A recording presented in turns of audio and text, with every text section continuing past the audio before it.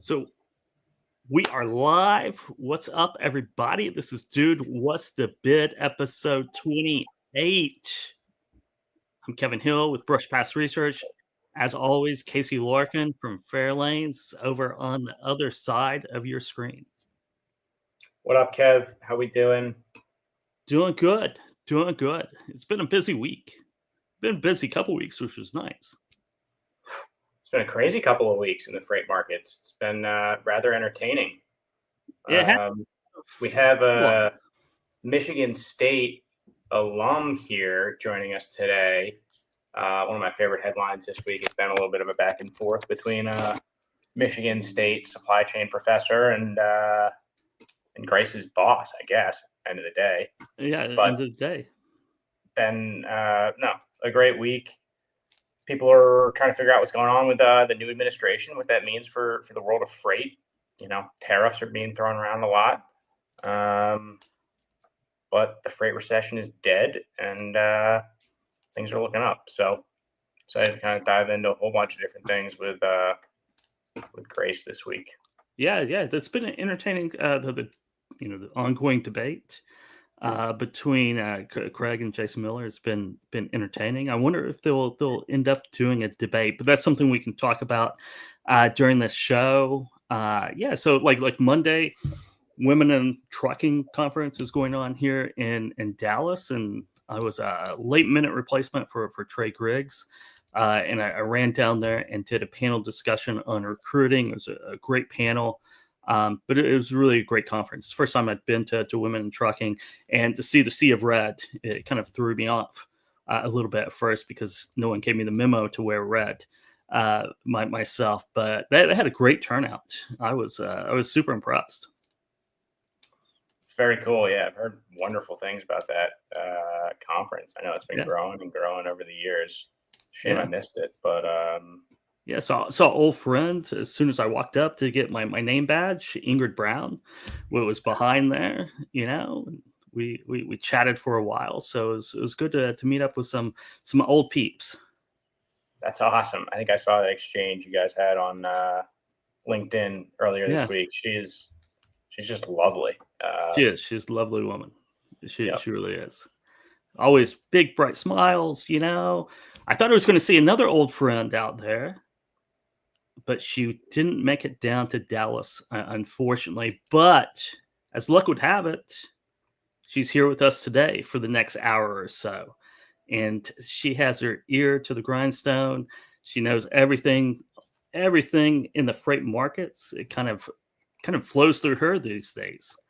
She's got the network. She's got the radio show. She's got everything. It's none other than Miss Grace Sharkey from FreightWaves. So climb up onto the stage here. Here I am. I thank you for setting the stage of my enormous knowledge, because that's what a thing to live up to. So no, you guys know it all. I'm just figuring it out, just taking it one day at a time. You joke and you kid, but I've heard you talk to people that have been at the Davos conference, and you got insiders all over the world, even at the World Economic Forum.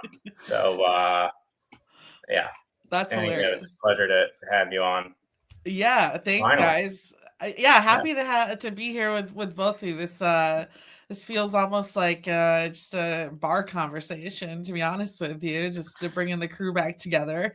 Yeah, and if we do it right, it will be nothing but a bar conversation anyway, right? If I didn't have radio later, I would bring a drink up and we'd enjoy the rest of this afternoon. But unfortunately, it's nice to be sober for that.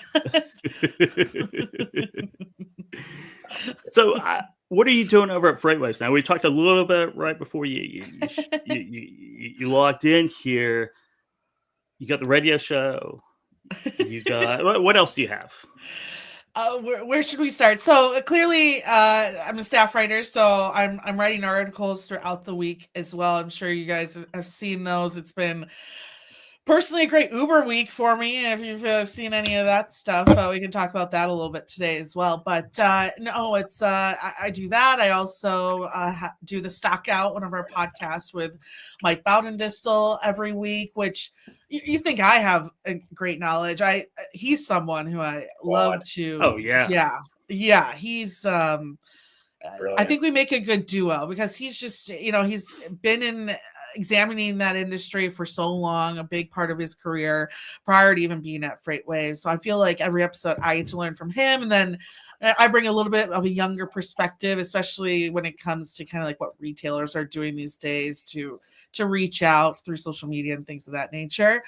So love doing that with him. That comes out every Monday. I also, of course, do the radio show Tuesdays and Thursdays on Sirius XM's Road Dog Trucking channel, and that's a blast too. I will say I have 2 cats in here. I didn't realize I left my door open, so things could get wild. We'll see how that goes. If you hear some arguing, if you hear any arguing, it's because it seems like it's playtime right now. But no. So I do the radio show, which I really love because, Kevin, you were at FreightWaves. The really great thing about working at FreightWaves is they do give you that kind of creative freedom, right? They trust your expertise. They trust that you are staying up to date with the industry and taking in knowledge, networking, etc. So I do love kind of the freedom I have of not only writing, but doing the radio. Of course, once a month I get with my good friend Blythe Brumley as well. We do a nice podcast called Freight Friends. And I feel like I'm missing something else. Oh, I am, because something new today is coming out for everyone. That's the things keep changing, I am really excited about this. Freight fraud is becoming a bigger and bigger issue, and what I enjoy about freight fraud is the fact that it's so dimensional. There's double brokering, there's cybersecurity issues, there's fintech issues, financial issues. There's so many. I mean, I'm not even getting into how we're bringing in goods through customs stuff, all that kind of fun stuff, right? So we started a new newsletter here at FreightWaves called Fraud Watch, and that's actually going to be coming out today, I think right around when we end the show, about 3:30. So if you're watching this, go check out my LinkedIn profile. Just shared a link so you can enter your email in there. We'll be posting those newsletters too on the page, but that's a new endeavor I'm excited to get into too. So yeah, a lot of fun stuff. It does. Whenever I was leaving FreightWaves and ever since then, because I remember during the pandemic, it seemed like I was on every show or had my hands in every show. Yeah. And then about the time a couple years ago, Grace Sharkey had her hands in every show, right? You're appearing multiple times a week. You had the radio show at that point, which is 5 days a week. And it's fun. It's fun. It's a grind too, right? I mean, it is a grind preparing for all of these different things, but it's still fun, but you're on everything. Well, it's funny you say that because my uncle, fun fact, my uncle actually works for the company that owns Sirius XM, so that's kind of hilarious. But he was asking me one day, because he listens to the show, and he's like, how do you prep for the show? And I do put together kind of like a rundown and things like that. But the cool thing about being a part of everything is that you just know like kind of what the big topics are that are happening. Clearly I love watching CNBC. I love watching news, etc. So even outside, I have a pretty good perspective, like outside of transportation. But it's when you do have your hands in everything, it's a little bit easier to be able to talk generally, right? Talk generally, and you sometimes you're around people, panelists or what have you that are.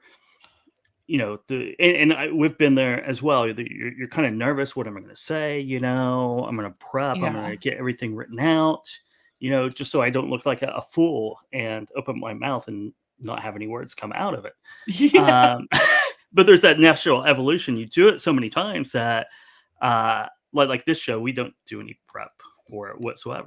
And I'm Very very much so. comfortable with that, much more comfortable with that than having to prepare, because then it's just like, well, I have to follow a script, I guess. But we don't have any scripts here. We don't have any talking points. We're going to talk about what we want to talk about. We're going to show what we're going to talk, show anything we want to on screen. It doesn't really matter.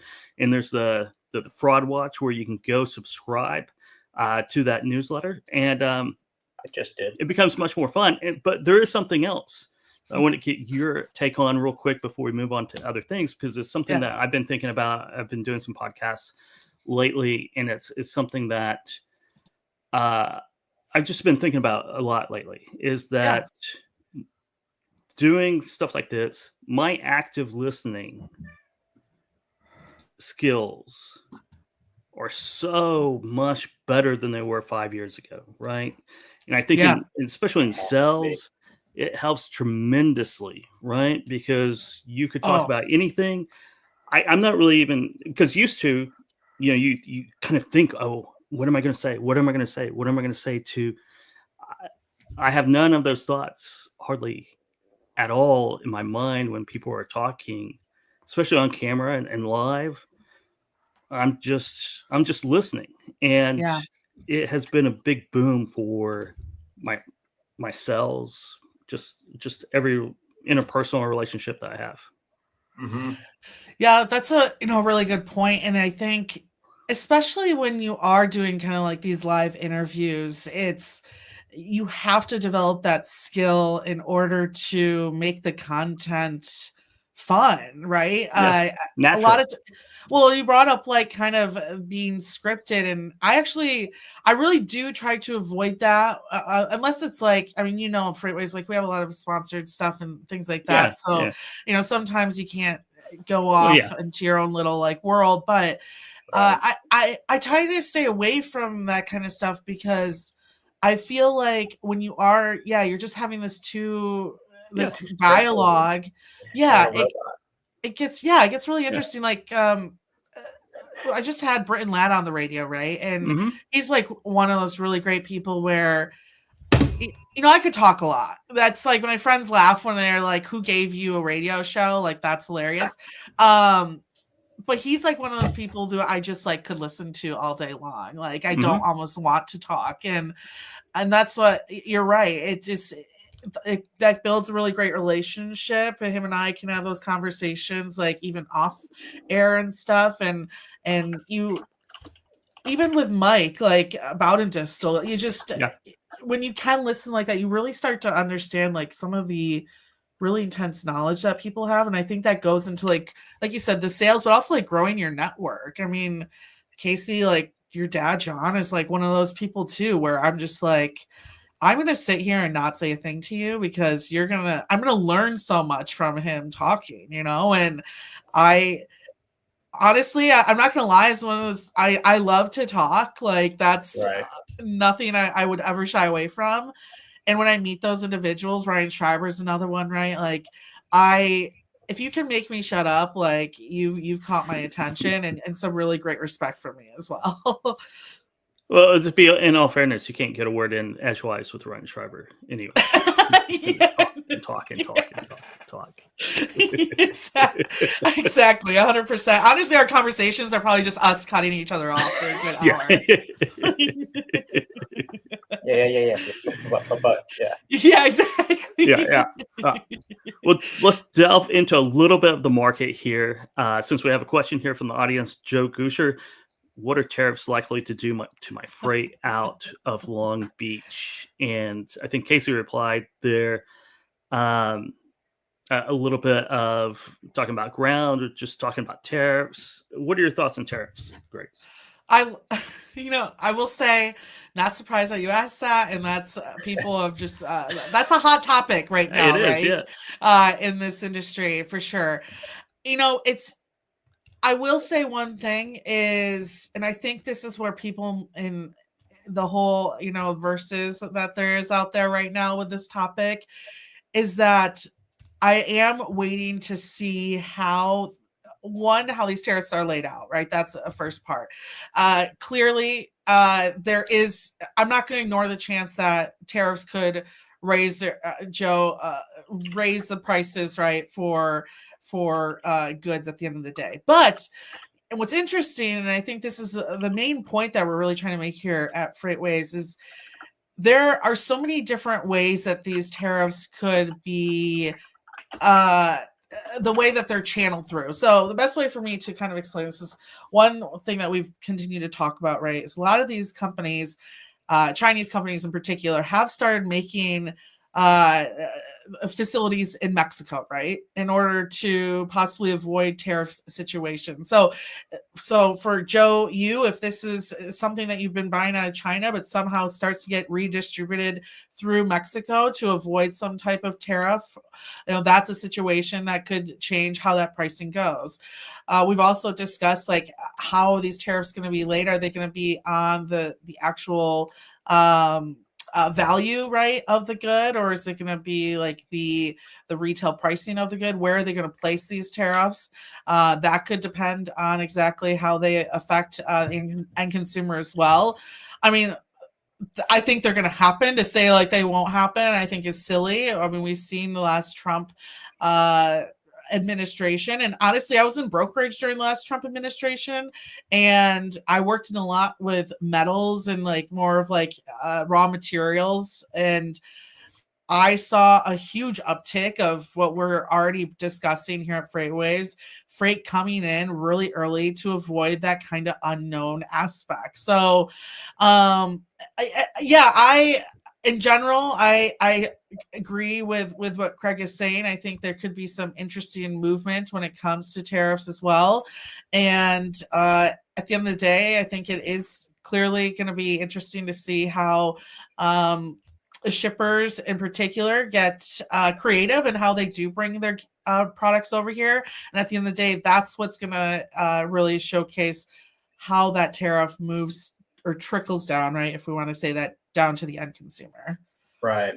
It's really interesting. I was listening to an interview on podcast yesterday with a guy, Eric Bethel, who was a World Bank director. He's worked at Goldman, all over Wall Street. He's back at some place now after, I think, working for one of the Vanguards or BlackRocks or something like that along the way. But he's talking about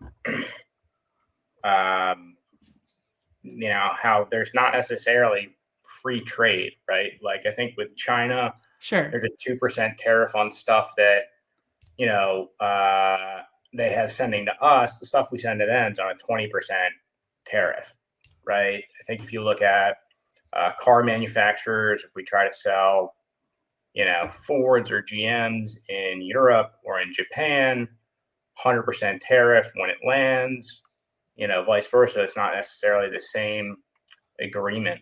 And I think, I don't know, some of the stuff that I've heard at least is there's an argument, I guess, from the Trump administration being made that you can use these tariffs as negotiating tactics to maybe level the playing field more. And to Grace's point, like 100%, you could see an increased volume of steel, right? Or, other types of commodities that have been generally offshored. And other benefits for the freight market as well. Yeah, definitely. And I think if at the end of the day, there's going to be a big movement, I think, of where we are getting things. I will say one thing that does make me optimistic on overall pricing is that I think we have already started doing a good job of finding suppliers as a country in other regions, dependent on, clearly what you are creating or making, right, for the economy. But honestly, I'm really interested in how Mexico plays with all of this, right? Like how we see it I guess, shipments coming through Mexico into the U.S. I think that's when we talk about like the repercussions of tariffs in particular, that volume and that, cross-border trade rate, I think is going to be really interesting to watch as well. Right. It is too. Our old friend Adam Robinson is viewing in. Hello, Oh, Adam. yay. Hi, Adam. Yeah. We need to go have lunch, Adam, because we have lunch about once a year, it seems. And it's about this time of the year. once it starts getting cold, we end up finally having lunch together. So we're all ex-FreightWavers, dude. I know, right? I know. That's so funny. Well, not Yeah. X. Sorry, no, I'm still That's here. marker in the pit. Yeah, I just realized. No. You Y'all are. I still exist. Let's not put that. Not manifest any of that. But no, it's. I love all from the same family. It'd be interesting to see the pull forward, right? I've seen Henry Byers highlight it with sonar data. But yeah, the pull forward is coming no matter what, and we'll see what's on the backside of it. But yeah, there's a lot of talk. We'll see what happens in the end. There was a lot of talk back in 2018, 2019, and there was the tariffs weren't quite as much as the talk was. So I agree, 100% agree with that. And I do want to say to Casey's shady comment before you brought me on the stage, I did go to Michigan State University. I will say this, Jason Miller did help me find some quality recruits out of that school in brokerage. So I do have to say that. But I didn't go to Michigan State for supply chain. I'm one of these weird outsiders I'm just like Ryan Schreiber. I thought I'd be a lawyer. Yeah, no, I thought I'd be a lawyer. That's not weird. That's normal. So yeah, exactly. So normal. What was your undergrad in? International relations. Okay. Yeah. Well, I have an anthropology degree. So that makes sense. That's hilarious. Yeah. How did you get in freight? So interesting story. Goes back to college. So I worked through school, and doing that, I helped raise funds for Michigan State scholarships, programs, etc. over the phone. So around 5:30 every day after school, I'd go to Spartan Stadium and log on to a phone around 5:30 until 9:30 and call alumni while they're eating dinner and say, hey, give me your money. And that job was a really great recruiting point for brokers. C.H. Robinson, Coyote, they would all come every single year, because I'll tell you this, if you think the rejection factor of freight is low, imagine calling people during dinner and asking them for $25 when they're still paying their student tuition. That rejection is quite frequent and often. So so we're really good at hearing no on the phone and getting through those calls. And I was one of the top callers at that job. Ended up calling more wealthy alumni near the end of my tenure there. And the problem I had is, by the time I graduated, I had seen, I liked the job. I heard the jobs were great, but I'd seen a lot of my fellow classmates, coworkers. One second, I got to say, at Boomer Sooner. Boomer Sooner. Welcome. No one cares. No. So we ended up, so I've seen a lot of friends, like, for instance, go to C.H. Robinson. And by the time I graduated, they were like leaving and going to Coyote, or like always kind of changing jobs. So it's like, I'd like to find something in that type of work that's maybe more stable, or I could get to management faster. And there was a guy who had worked at Worldwide Express who was looking to start his own brokerage out of Lansing, Michigan, where right down the street from MSU.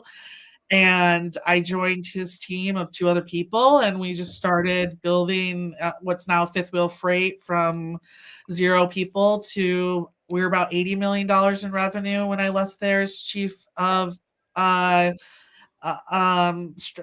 strategy, and about 100 employees. So that's kind of, when people ask about my tech background, a lot of my job throughout that was evaluating TMSs, evaluating our operations, figuring out how the job flows and the workflows, and how we interact with technology, and how we're pulling data and things of that nature. So a lot of my experience or thoughts come from experience as well. And so, yeah, that's, and then through that, of course, FreightWaves started because, I was really trying to find I didn't. Most of us there like didn't have a huge background in building a brokerage. Even the owner was more from parcels side. So FreightWaves blog started coming out, and I started reading that. And I remember the day that you guys started making videos, and I was just like, "This is so cool!" And I would reach out to Kevin and Dooner. I remember that too. Yeah, right. GoPro. He was walking around with a freaking GoPro. Yes, dude. Yeah. I think there was a hurricane. It was awesome. Yes. And I remember watching that, like, and it's just really funny. Like, I'm really big into like fate, you know? And I remember watching that and just being like, that is so cool. And I would love to be a part of that one day. I met Ryan Schreiber through my old role. And so when I left there, and I had already been talking with Kevin, he was like, go work, reach out to FreightWaves, see what they're doing. Like, I think you'd be great at it. And here I am. So yeah. Wow. So you met Ryan way back in the day at Fifth Wheel Freight. Yeah, I think I met Ryan. Like, was Carrier Direct. Oh yes, yeah. Okay. Back when it was Carrier Direct. Yep. Had to have been like 16, 17, Eric, maybe 18, somewhere around there. Yeah. Yeah, probably. Yeah. I think I met him around 19. Oh my God, have I almost known him for like a decade? That's like crazy to think. Around 19.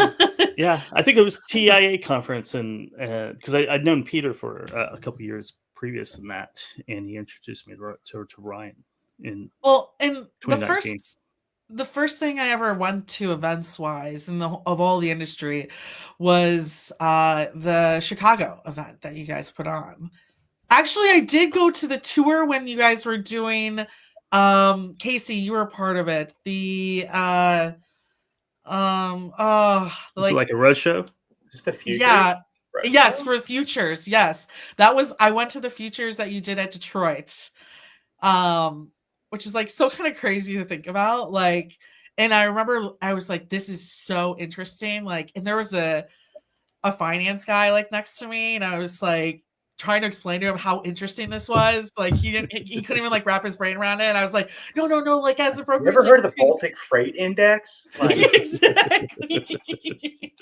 And then after that, I think I went to the Chicago one, and I won't say who was on the stage, but there was a broker at the time who was growing and was someone that I was like kind of watching just like how they were moving in the industry and stuff like that. And I remember seeing that person talk on stage and being like, I'm just as smart as he is. Like, I can deliver whatever this guy's saying so much better than he is.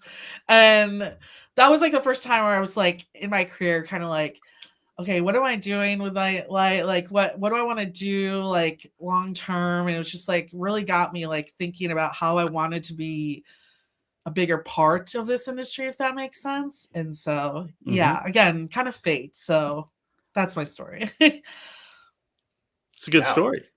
Yeah. Yeah, it's a phenomenal story. It's having the experience coming from brokerage, right? Growing something, you know, from a small size to a big size, you probably didn't realize how much you learned along the way. Oh, dude, and like business degree, 100%. Yeah. A huge part of that is like I don't know. Sorry, go ahead, Kev. I was going to say that I would love to loop back at some point on the, tech evaluation, building a tech stack at a brokerage.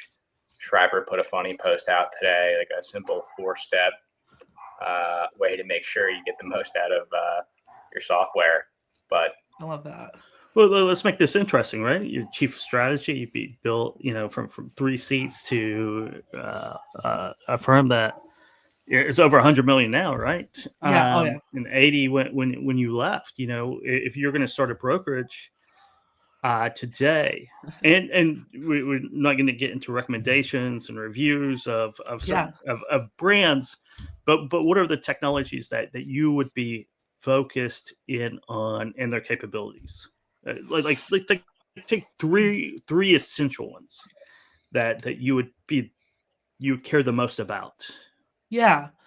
So it's interesting because I think when I first started, this was like just starting to be seen more in the tech space. But I really love, and you just see this much more out of TMSs today, kind of like the Redwood L Pass or whatever, like the ability to like have a system that can integrate easily with other pieces of technology. Because I think, and this was like Easy to one of the integrate. this was one of the Hell biggest things that like Schreiber really helped us with when we were there, was not looking at tech as, okay, we don't like our TMS system, which one's the best out there, and really figuring out, okay, no, what part of your business are you trying to improve with better technology, and what technology could you maybe integrate into those operations to effectively either solve or fix that workflow that you're looking for.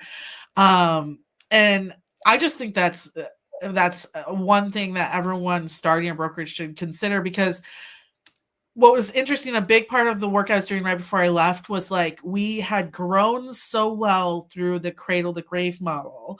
And as we're starting to like move to a buy sell model, just because you have to at some point. Yeah. Unless you want to do like an agent model, but still, you leave so much more on the table that way. You have to switch to this. And so I like the way that TMSs now are being produced in this style that's like much more customized and buildable, because it's hard to take like a legacy software and change your operations when there's not much that you can change within your technology stack to begin with without making a huge investment behind that, right? And so that's kind of like the thing I would tell people today is like, realize that as you grow, you're likely going to be changing your operations. So you want to look at your TMS provider as a partner, as someone who is looking to excel and to be at the forefront of technology as well. And just understand, like, if you want to be a small, medium-sized broker forever, right, then maybe those legacy systems will work for you.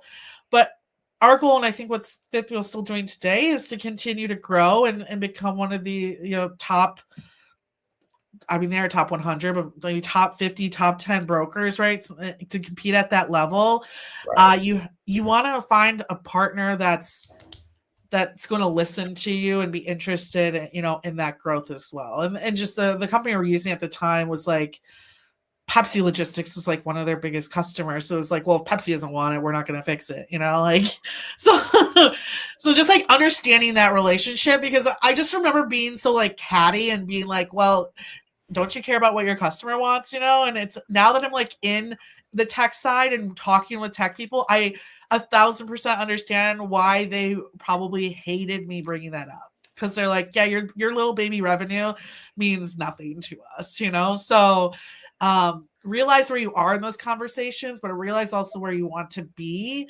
and have those deep convos as well.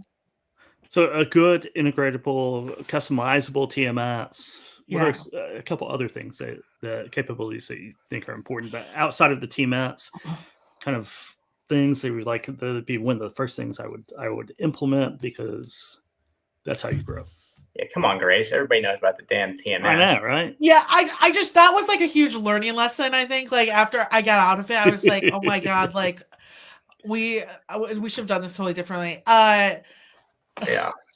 I would say, I mean, there's so many places we could take this conversation, to be honest with you. You're like asking me what I want from Santa. I could like list everything. Right. Okay, I swear to God, I'm not like pandering towards who I work for, but I will say, and I only say this because of where I believe the industry is going. I think you do need a smart pricing engine and pricing tool, and something that's going to be able to allow you to not only see what you're doing in the market, but see competitively where you stand. Kind of like, I really like ISO, right? Like a company like that, where it's like, okay, we are bottom tier in this lane, right? Or in this like area of freight. So not only do I take that information and adjust how I'm adding carriers or pricing, et cetera, but I also can take that information to my sales team and realize, hey, if we need to have our carrier team work on this before I have you calling customers who are running freight out of this area, because it's just a total, there's a reason why you're not clicking with anyone, because we suck at freight out of Denver. So why are you calling people in Denver? So I love stuff like that. I think that's like the next level of where brokerage is going. And I'll give a shout out to ISO too, right? Because they just came out with their first piece of research just maybe a month ago, and I was talking to Justin about that, who does marketing and market intelligence over there.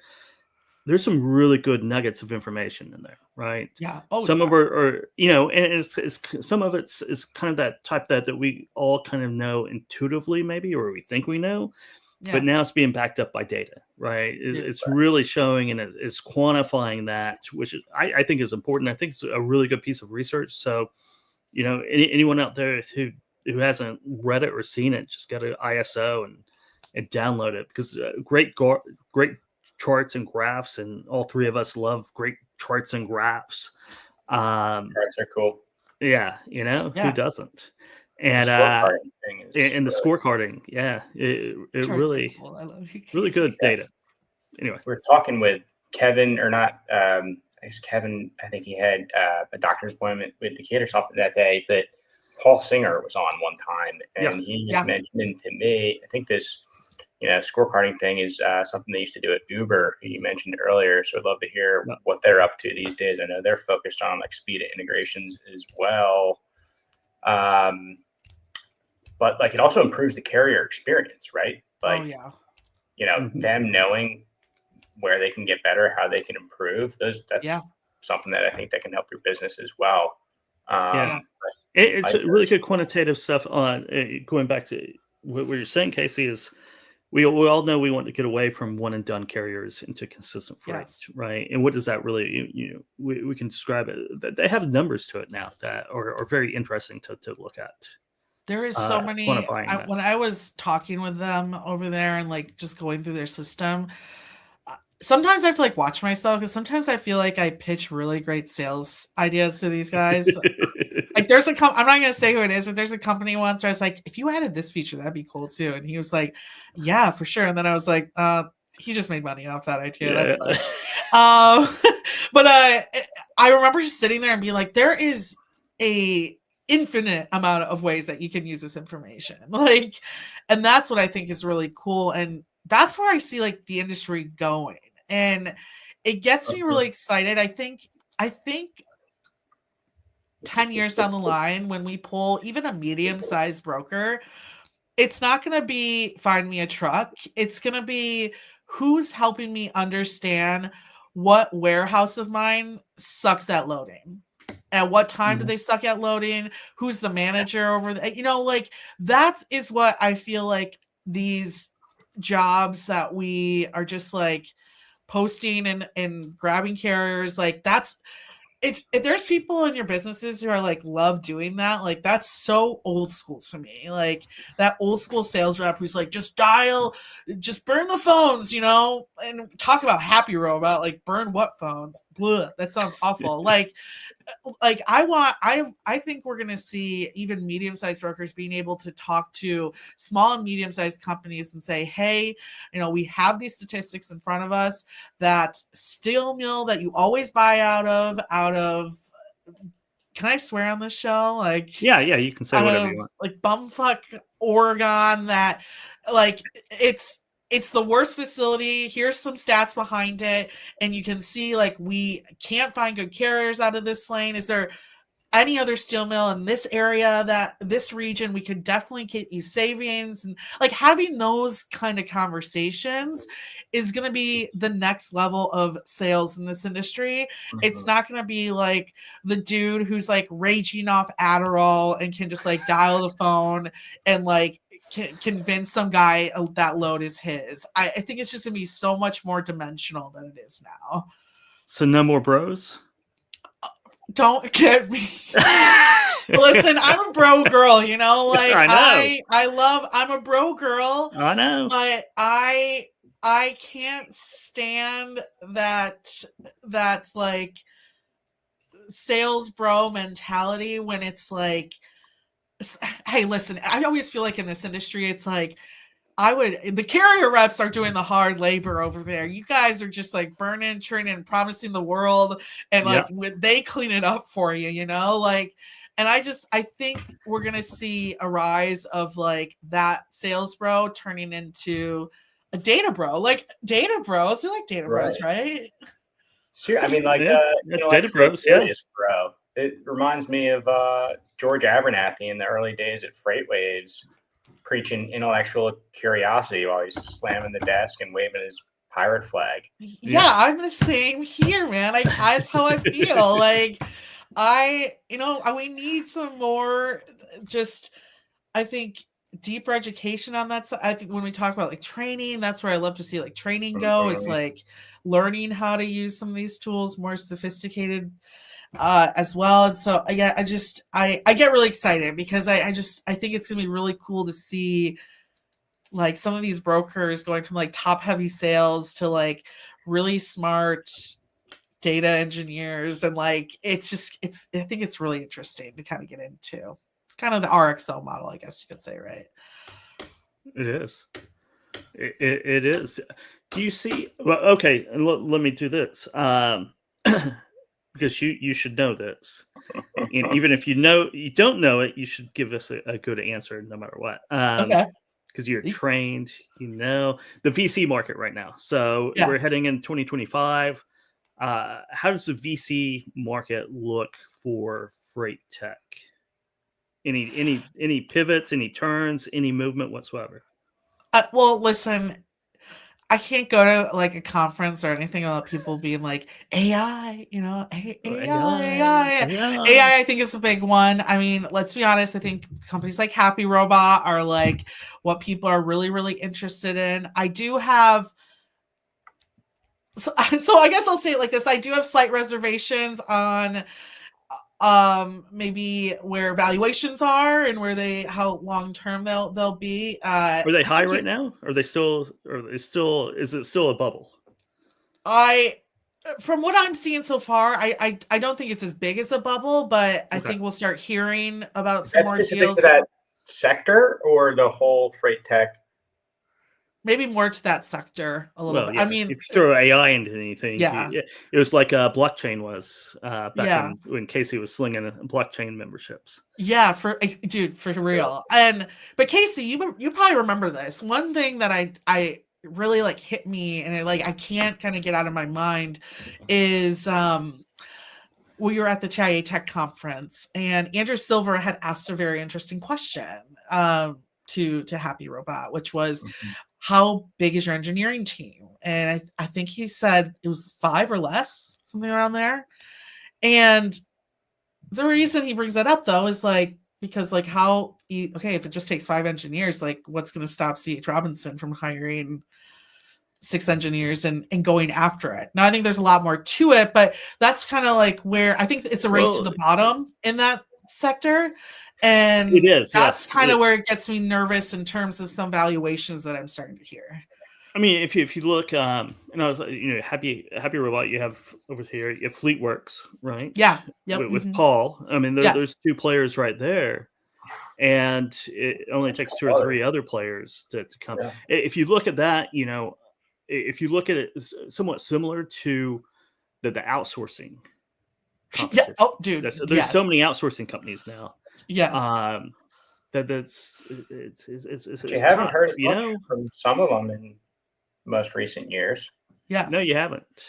But there's like 7 or 8 that I can count just off the top of my hand. And that makes it rough to corner a market when you have that much competition, right?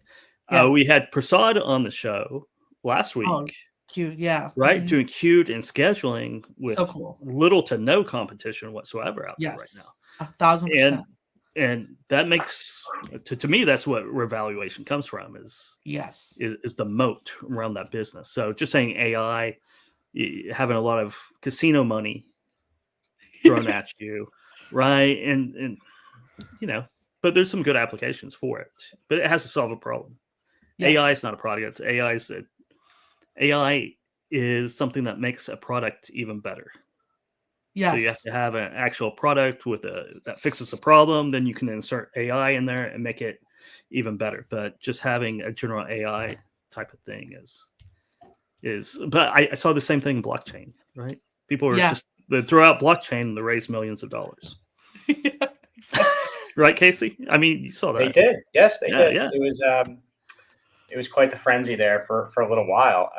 Bitcoin just passed the prices we were seeing at that time officially. Yeah. We got a new all-time high. We're approaching $100,000. I saw Reed Luce a lot, cracking a joke yesterday on LinkedIn, asking if we can start talking about blockchain and transportation again once Bitcoin hits 100,000. Well, on that note, I think I saw Odell Beckham too, kind of bragging because he did take that contract in Bitcoin. So Russell Okung or whatever. I mean, I think 10x the $6 million he made that year or something. Yeah, it's really interesting, but it begs the question for me, anyways. And you mentioned Prasad there is like one of the things he's big on is timing, solving the problem at the right time. One of the other things that the Bethel guy, the World Bank director, brought up was data interoperability. And, his point was China has much larger data sets that are much more interoperable than ours. What does that mean? How can a world of AI exist if all of our data is in silos and it doesn't speak the same language as the silo next to it? Okay, I got you. Yeah. Is something that I think we all need to start thinking about. Yeah. We want AI to work really efficiently. I don't know. Well, and I think I think we brought this up too. And I did an AI panel. I think this came up as well, but it's like going back to kind of like the at least the brokerage space, like there's so many of these like smaller players who are like, how can we use AI? And it's like, you don't have anywhere near enough data to like really leverage AI. So there's so many, sometimes I hate talking about AI because really what I'm hearing is you have a problem that your leadership can't solve and you want a robot to fix it. Like I know. I literally can't like talk about like if we were having beers right now, I'd be way more amped up about this. But as like the queen of what I call change management, I think change management is 90% of this industry's problem. It's like AI is not your solution. It's like there's so much that goes into whatever you're asking me that question for. I think within the next year. Even if it's not already arrived, right? As a broker, you can anything that you buy off the shelf that you need has AI in it. Yeah. Right? It's AI enabled. Yes. Don't worry about creating your own AI strategy. Yeah. Because you can buy the tools that will do what you will fuck up very soon anyway, right? So don't even I think my favorite thing to do is to go on AI panels and just like shame the audience. It's like my new favorite thing. It's like, first off, none of you shut up, all of you, like, and leave. Just go do something else right now. Like, just shut up and like let's realize like you don't want to talk about AI. You want to talk about how you fix an operation in your business, and that's usually what's stemming that conversation. Right. AI for what? If you're not using like that first principles thinking, kind of like what you mentioned, Brian helped you guys realize at Fifth Wheel, is like, to what end, right?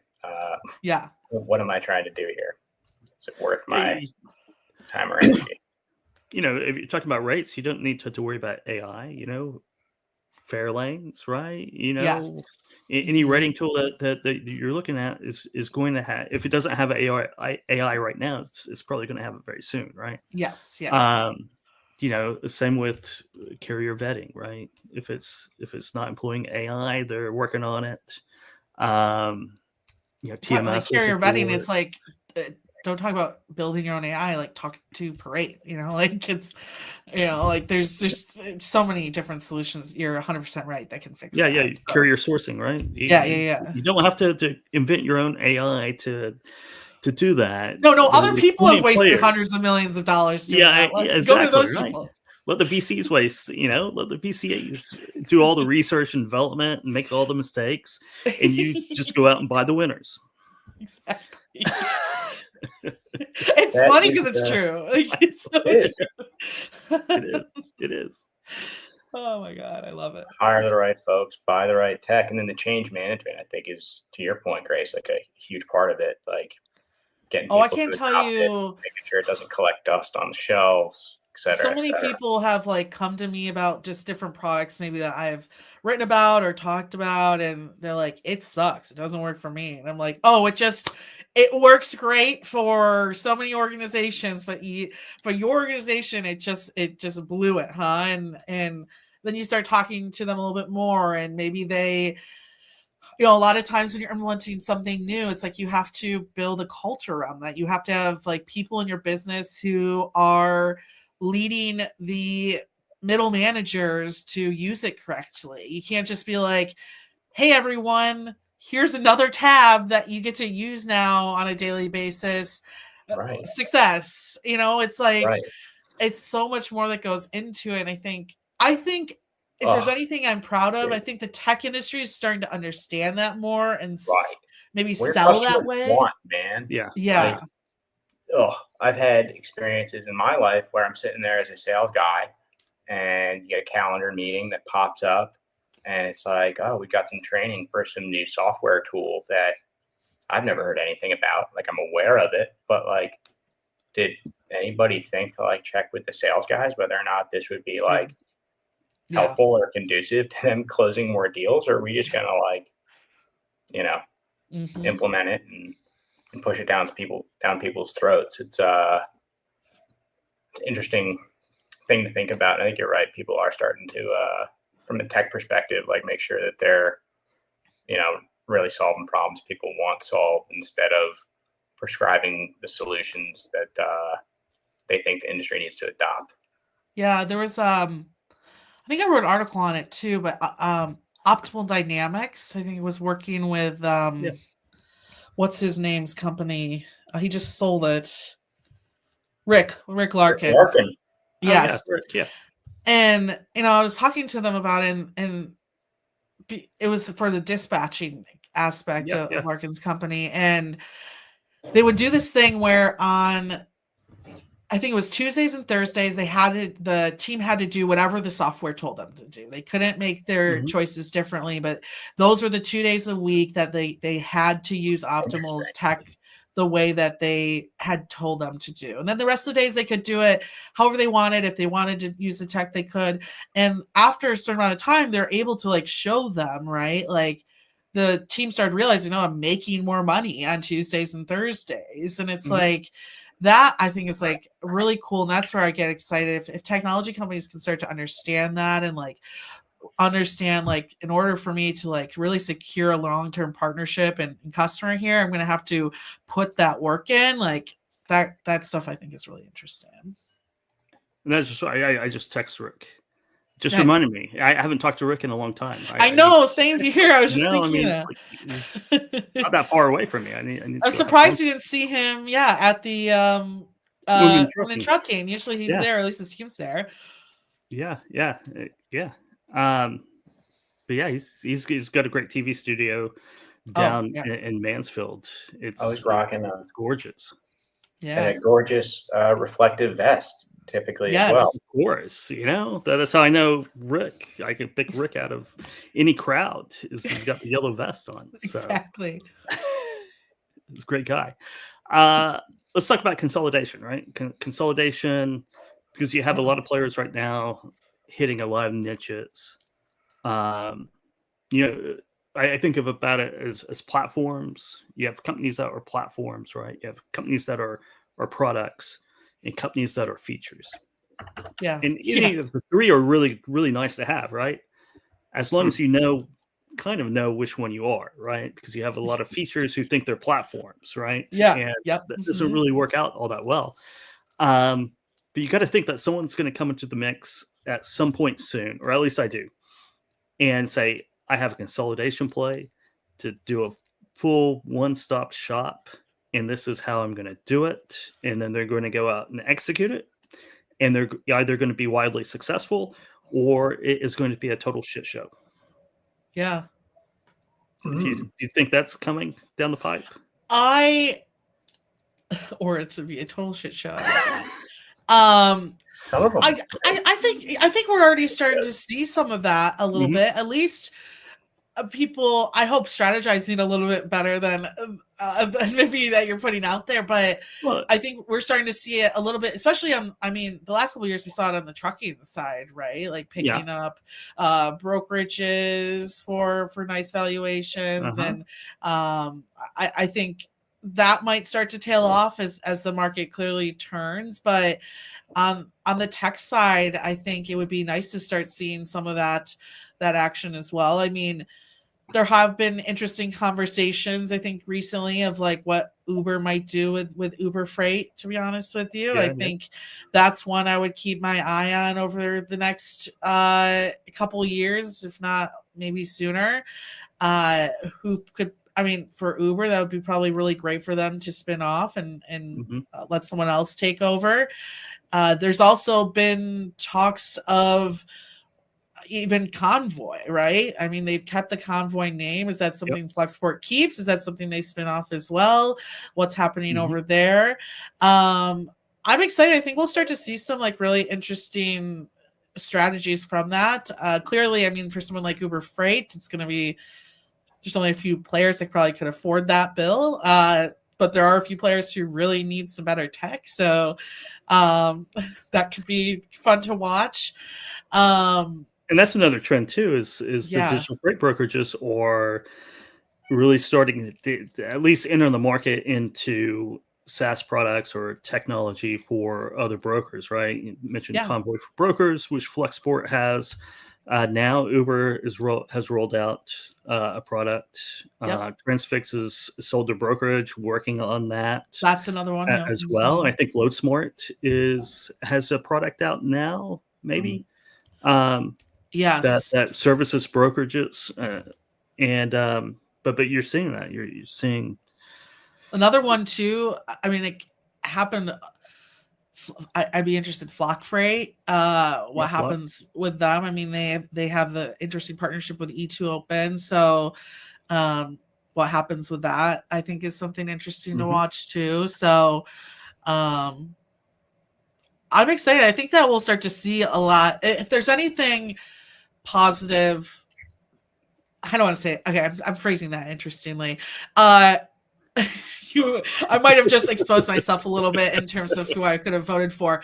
But if there's anything positive that came out of this election, is that the investors are pumped about it. They understand. I think that this is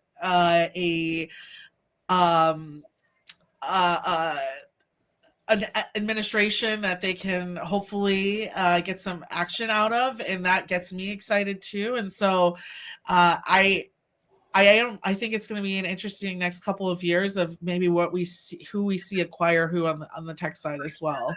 I wouldn't be surprised if in 2025 we at least hear of one big one, right? Kind of like the Uber Transplace deal in particular. So we'll see how that turns out. But it'd be interesting to see the market turn to where tech is buying tech. Yeah, true. Right? Yeah. You have pure plays, someone goes on a buying spree. You never know, right? But there's a lot of products and features out there, I feel like, that are going to have a hard time long-term as standalone platforms or companies, right? They're going to capture what they're going to capture, but they're a valuable tool, right? And needs to partner a follow-up or question with others. So this is my show now, Kevin. A follow-up question to that is there a certain sector that you think that in terms of maybe features that you think will have action coming up soon that excites you the most? That's a good call, right? I think document management. I think document management and kind of the streamlining of that and AI, I'll say, that goes into that. That's very competitive right now. You know, Kind of like a hub document- Triumph Pay pickup situation. somewhat, yeah. You have a lot of AI going into the back office, right? Let's just call it the back office, and through emails too. There are a lot of Right. players out there who are competing, and it's hard, you know, when you have 6-7 companies competing for the same, really, essentially the same 1,000 or so customers. Yeah, for sure. There's not a lot of meat on the bones for each of them, but they might have some really valuable technology that someone else could bolt on to their book of business, right? Yeah. To their customer base. So yeah, it's kind of like that Triumph Pay Hub Tech type of, or Hub Group or Hub Tech. I You know, forget which one. I'd love to Yeah, Hub Trans. I didn't yes, get it. Not at yeah. all. But yeah, but that's my theory, You know, my hypothesis. are you surprised still? Because I personally get, God, I'd love to know who's watching this. I personally get kind of like an eye roll when I see load boards. Do you think that that's just never going to die? Do you think we're going to just constantly see I more? forget when I saw this. That's Freight right. is Yeah. falling off load boards, isn't it? Pretty precipitously. Yeah. Who was that? I saw it down like 25%. Loads being moved, I think, on the whole on who load did someone boards. posted that the other, like, recently? And I can see that. I mean, that's kind of where the fraud is entered the Yeah. system in is Right. load boards. But yeah, no, I a lot of digital freight matching, a lot of load boards that are still coming online, right? And talk about something that is not only is it very competitive, but you're dealing with two behemoths that you're going to have to go up against. Yeah, huge behemoths. Huge. You know, every once in a while, I still get these introducing a new load boards, and I'm like, who are these investors, my guys? Like, it's We're the founders. Like, these guys got to have a lot of the times it's people not from the industry, and I'm just massive like, money. or sometimes it'll be like engineers from some of the earlier, like, Uber Freights, Convoys, stuff like that, and I'm just like, you know, sure, you know, if that's the fight you want to fight, then yeah, I guess I'll hear you out. But the innovation there, I feel like, there's not much left. There's not much left, and like it's always kind of been, right? It's been a game of scale, and you could have the best load board out there. You could have the best digital third-party digital freight matching. It doesn't really matter. You need carriers and brokers on it. Yeah. And unless you're really good at getting carriers and brokers on a platform, Yeah, true. Yeah. is just not. And we talked about that with Prasad a little bit with the early days of Trucker Tools, and he was talking about, you know, when the App Store was kind of new as well, right? What's the first thing that you have to do whenever you download an app, and you have to sign in, right? You have a registration, whether it's free or not, and talking about the idea of just doing away with that.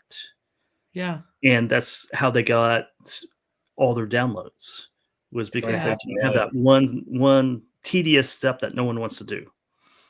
And unless you can get the scale of carriers on there, really carriers, because brokers are flocked to anything, right? You know, they see a carrier or a shipper, man, it's full on stalking, like seals. Yeah. But unless you can do that, it doesn't matter how good your technology is or your idea is. And I think we've seen a lot of load boards come into fruition that couldn't do that, right? Or sometimes I see a lot of them kind of are, the long play is almost more of the financial piece behind it. Mm-hmm. Yeah.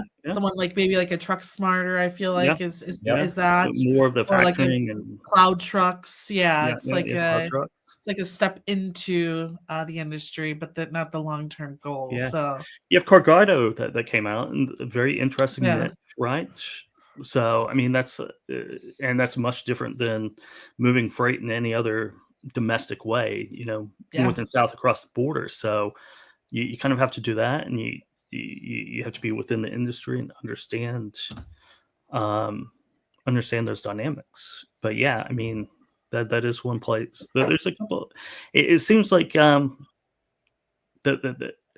a lot of it's the actual tech, right? The engineering, and it goes back to what you guys were saying about TIA and Andrew Silver. 5 engineers. Why Yeah. can't anyone? A lot of it's very thin moats around that, Yeah. and you have to be very creative with how you tell your story, how you position it, what problems you actually fix, and being able to articulate that and market it is I think a lot of the separation. And as someone who gets to see the tail end of the marketing, it's either it's a hit or a miss. It is a hit or a miss. Sometimes you get press releases and I go, what is the news? I will tell you. I won't I know, right?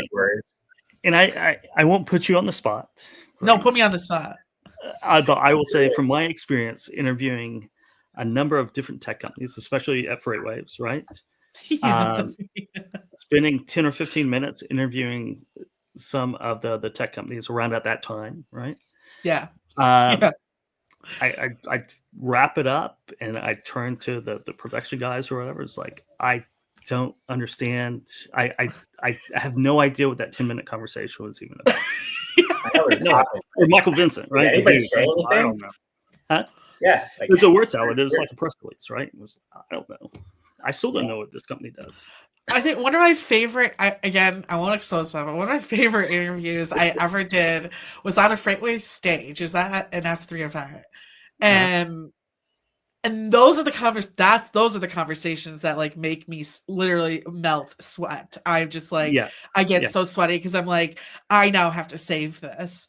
And it was with an investor, and it was one of those things where I was teeing them up to talk about their portfolio, and they would just like weren't getting it. And so then they'd get back to me and I'd be like, like so-and-so and so-and-so, or like, how about maybe, and it just turned into me like interviewing myself. And it was like, I remember getting off that stage and I'm like this, I'm like, Isaiah, like, how bad was that? Was that so bad? I'm like, can you tell? I'm like, so he's like, no, it went great. And I'm like, I think I died somewhere during that last 20 minutes. Did you ask Isaiah? Yeah, Isaiah. Yeah. He probably wasn't even listening. Yeah, exactly.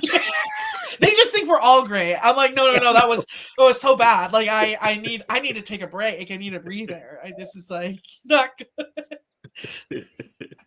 I think they didn't even realize it, but I just remember being like, sometimes I think sometimes I think the investors know more than they don't. So that's a fun time for me, is like figuring that stuff out. It is, and that's a good point too. Oftentimes you think that they're shoveling large sums of money into the industry, right? Into specific bets. That the smartest people in the room. They know what's happening, and you talk to a few, and you're like, they're in the casino playing roulette. I think I've literally been in a casino playing roulette with some of these guys. And I'm like talking about like a company like My Carrier, and they're like, interesting, how big of a problem is that? I was like, it's the biggest problem because LTL sucks. Like, have you ever booked a shipment for $25 and had to track it for days? It's not fun. Like, it's and they're just like, oh, I guess so. And you're like, no. Well, like us in the industry, we're like, the whole economy is affected by it. Well, that brings up an interesting question for me. Is your opinion, Grace, and yours too, Casey? What percentage of the success of a tech company can you attribute to being founded by someone from the industry, right? Yeah. As opposed to someone outside the industry? How does that swing the odds of success? go first if you I'm don't s- mind, Greg. I'll be And happy. I'll go back, Tom no. Brady, right? Or Buddy, Yeah, or Buddy Tom, cute. yeah, I think it's a great product, and I've never used it, of Huge. course, but yeah, no, it makes sense. My carrier yeah, makes sense. yeah. You know, I think that this is tough because we've seen, I think, companies with both sides kind of have struggles at the same time. true. I But think that I would say that those who the founding team has like true experience, and when I say true experience, it's not just like you were an engineer in Uber Yeah. Freight in the beginning. It's like, no, you like were a carrier rep for a good amount of time, or like, actually talked on the phone and dealt with these problems. I think you went home yeah. consecutive nights and drank 6-pack Yeah. and gambled on ping pong because you're so stressed out. You understand that trying to find a reefer load out of New Jersey on a Friday night is hell. Like, if it's priced terribly, like, you understand why Florida sucks. It's like I think those individuals paired with someone who understands how to build technology is a really powerful duo. Because going kind of back to me loving to shame brokers, I think how to implement and build the technology is just like Takes this one industry. to know one. Yeah, and it's sometimes I laugh and kind of take going back to the sales bro thing, because you'll have this like executive group of people who are all sales bros talking about like a tech stack that they want to build. And I'm like, what? That's like me telling you how to fix your engine. Like, I know how to figure out if it's the battery or the alternator, but like, I don't know how to like fix I don't know how to like fix my or change my own oil, And so it's like, I wouldn't even start. I would just pay someone to do it. And so I think a good pair of the two is a successful duo for sure. Casey? Yeah, for sure. It's interesting. I mean, I think about the brands that have been most successful in freight tech or have grown nicely from a brokerage or a trucking perspective, from like a service side of things. And it's folks that either have the experience, know the pain, and have the conviction, gumption to solve it, and then talk about it confidently. They have the confidence to like do that active listening that we were talking about earlier. Prasad was talking about this with one of their customers, Axel at Q'd, right? Sure. His buddy at Q'd that he'd worked with at his two previous companies, Get Loaded and Trucker Tools. He had a great relationship with, but he's like, yo, I don't really understand Q'd. But Prasad knows that he can solve these problems, right? He's got answers to all of these questions. Those people that have thought through those things, had that conviction, really do stand out. I think of like Krenar Kamoni at Tithe, who discovered this problem because he was out to dinner when he was studying at MIT, just like a brilliant technologist who'd moved here from Kosovo, and met this girl, and the girl's father owned a trucking company, and they're sitting at dinner, and the father's having to take calls to track and trace trucks, and he's like, why do you have to do that? It doesn't really make any fucking sense to me. I know. It's one of my favorite origin stories right there. Build a tracker, right? Yeah. And then just like all the conviction in the world that, this is the way to do it. That's another interesting piece of it. Is I saw a post from Krenar earlier this week showing like the top 10 companies by market capitalization, and I think like 6 of them have the hardware and the software piece to it, right? Apple, NVIDIA, a number of others, build the hardware that you run software on that gives you the intelligence that you need. So that's an interesting thing to think about when you start to consider the marketplace, right? That you're kind of pointing to, Kevin, earlier. I forget what the technical 3 terms you were. There's, products. There's, is it a marketplace? Like What were you using? yeah, like a feature, a product, and a platform, right? Yeah. And those can be interchanged. You can add things to that. But I think it's pretty good, like I had, Careless, was somewhere probably a feature, maybe a product, right? But it wasn't Yeah. a platform. And Yeah. there's only so much I can do with it, right?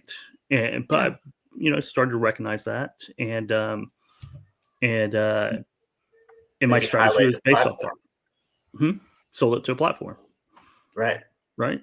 Yeah. And that's what a lot of really good tools that are pretty boxed in uh, need to sell themselves to a platform, right? Mhm. Or they need to create that into a product. Or if you're a product, right, you still need to sell to a platform, because you might be able to develop other products, but that's inherently risky as well, right? And sometimes you don't have the cash to make all those dreams happen. So that's the reason why I think that we'll see some consolidation. So we have Yeah. some really good niche features and products. Right. If there's not a platform right now, someone could create a platform and create kind of a one-stop shop. It'll be Yeah. kind of funny, Kev. It'll be like, because Convoy came on the scene, tried to boil the ocean. Market wasn't ready for it. Now we've got point solutions coming through, and maybe at the end of the day, it'll be somebody figuring out how to roll those back all up into what Convoy wanted to be, right? Yeah. Yeah. You're seeing that, I think, has to some extent done a little bit. Yeah. Yeah. That's a good one. Yeah.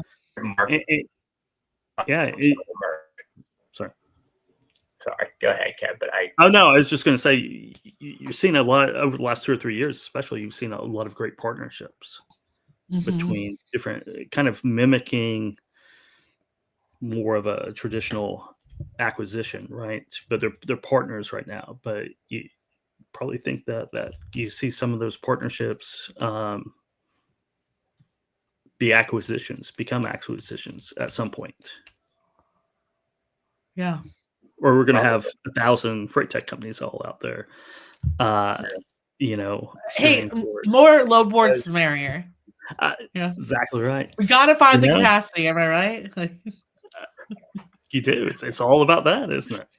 Right. Well, how do you service the capacity? How do you keep the capacity happy? Keep them with you. I think that's one of the markets that'll emerge. One of the platforms that'll emerge, hopefully, anyways, is somebody that can provide, the ELD service, the cell service, the fuel, all the tools that a carrier needs. Almost like a platform of science. Well, yeah, but from an owner operator perspective, that also ties in a truck parking club that has a place for them to sleep. It ties in some route optimization piece. Take some Optum technology or Optimal Dynamics technology and democratize that. Get that in the hands of Jim Bob, owner operator. Kev, as well as anybody, right? The majority of these trucking companies are super small businesses. There's a lot of power in those numbers. We start to think about getting these guys some real rate intelligence, giving them the price discovery piece of the pie. That would be something really, really cool. I think there's a company called Right Load out there. Kev, I'd love to have them on sometime. I heard, I don't know why his name's escaping me right now, but Dooner was interviewing him initially. And he's a guy in Philadelphia, absolute character, super passionate about solving the problem. He's trying to boil an ocean. But I think somebody like that could be a competitor to an Emerge. And then is there Matt Cain, Right Load. Matt Cain, exactly. Yeah. I know Matt. Yeah. Character. Would love to talk with him. Yeah. I think that's one of those platform type areas. And then is there one for brokerage as well? Something to provide all of those technology tools to a agent broker or smaller boutique shop to allow them to compete with the massive, super high volume, lower margin brokerages that we're seeing emerge at the top of the food chain. Yeah, and fast. I mean, some of those, the margin conversation is what I'm very much looking forward to, and would love to like stamp this day in my mind and fast forward and see exactly what that's become. Because again, when I talk about kind of like where I see just brokers changing, it's mostly fueled by that discussion. This technology is going to lead to some really low margins, and I know brokerages out there already feeling squeezed tight, and maybe some sales bros making way too much money for what they're actually doing at the end of the day. So, and I say that from a business perspective, right? Because like that's the thing, and that's why when we do see layoffs at a lot of like some of these more legacy brokers, it's those top sales reps, because that job is just changed so much since I think a lot of them started, and that's going to just change the whole tech environment behind them as well. It has to. It like literally will have to. It's not like, oh, I don't know. I sometimes I get so kind of not upset, but the rhetoric that some of these people like throw out there of like, well, the human aspect, and I get where that's coming from, but I also understand that you're in the back room talking about how to minimize your human aspect. So it's like, like you saying the world needs ditch diggers too out of one side of your mouth, while like right. Well, I just think the human that maybe sometimes they're protecting in that conversation is going to evolve into, like I said, more of this like data driven individual. So it's like the rhetoric of it is like the human of today, but that person is going to be so different, right? Like, I would hope so down the line. I'd argue they'll be more fulfilled. They'll be they'll be worth that money. Like they'll be bringing the savings to your business that's worth that. But I hate their job as much. Your top talent's not going to leave and go start their own business as much. Like the turnover in this industry is absolutely friggin' nuts, right? Like how much? I mean, like it gets to a certain point where you're paying these top sales guys too much, and you can just lather, rinse, repeat, and pay a younger guy less money until you gotta usher him out the door. But like, I don't know. Is there a way to figure out how to utilize the really smart folks that you have in your organization, keep them happy, keep them around? I'd like to think so. It's interesting that Axle company, who is just living rent free in my brain right now, seems like they're hiring great, smart folks. Well, here's another one: Circle Logistics. Right, Andrew. Watching him talk about who comes from the sales side, right? Like who I would potentially, I feel like he was VP of, I could be wrong. I think so. Yeah. I think you're right. He's fully doused himself in the tech angle, and like everything he's doing over there is just absolutely incredible in terms of how he's implementing the technology, how he's building the culture around the technology, and how he's executing it all, and how it's compounding now into like he was describing just the way that they're using Happy Robot with Carrier Assure and like using the data, and I'm like, that is the next generation of VP of sales, and that gets me just so pumped. It is. He called. I talked to him a couple weeks ago. We were basically the same conversation, and it was fascinating. It was very cool. Yeah, and that's like, I wish people could. I mean, I'm working on an interview with him, so soon you will be able to. But I wish we could hear him talk and then go back to your organization and say, is my leadership that? And if it's not, I don't care what AI tool you think is sexy. Like, you need to find that guy or girl. Preferably a girl in my conversation. First, right? We got to know the freaking market. We got to know where our deficiencies are, where we want to improve, how we go from 1 million to 1 billion or whatever that next level is. Is that the same guy that was speaking at Technovations, won the Technologist of the Year award? Mm-hmm. That blows my mind that he's a sales guy initially. But does seem it's cool. Like he dove into the tech problem, probably understanding what he doesn't know, but knowing what he does know, and with that type of attitude, you can pick things up pretty quickly. As a tech writer, I'm like, I love that attitude. I was just like, yes, more these guys right here, and these two, and you two. Well, cool. I think it's been a good conversation. It's been a good conversation, and I know that you have a radio show, as always, to do. Do you do that 1 hour now? Yes, just 1 hour on Tuesdays and Thursdays, and then we have What the Truck we play on Monday, Wednesdays, and Fridays. Yeah. So, hey, the single girl in her 30s got her Fridays back. So. There you go. That's huge, Grace. I'm stoked. There you go. And you have the fraud. Work-life balance, like. Yeah, I know, right? What they're talking about. Bounce around Michigan there. Yeah, it's cold season too. It's cuffing season. Am I right, Casey? That's right. That's right. Get locked up. I've been locked up for. There's like this Michigan trucking mafia. Yeah, go find you some. Yeah, exactly. I'm gonna get out there. I'm gonna put my snow boots on and get out there. You have this. There's this Michigan trucking mafia that is out there. Grace, Sharkey, Schreiber. Oh yeah. Scary dude. Dude, I love the truckers up here. I was part of the West Michigan Transportation Club. These guys are rock, dude. Yeah. Shout out to all the Michigan drivers. Love y'all. Yeah. I had a call with, I think it was yesterday, with the Tribers. Nice. For the first time, and I hadn't talked to either fellow of them. Twins. I know, right? In a couple of years, probably. Yeah. So yeah, who else? Michigan State.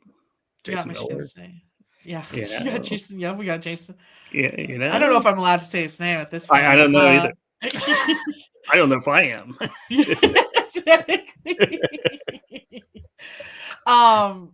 Let's see.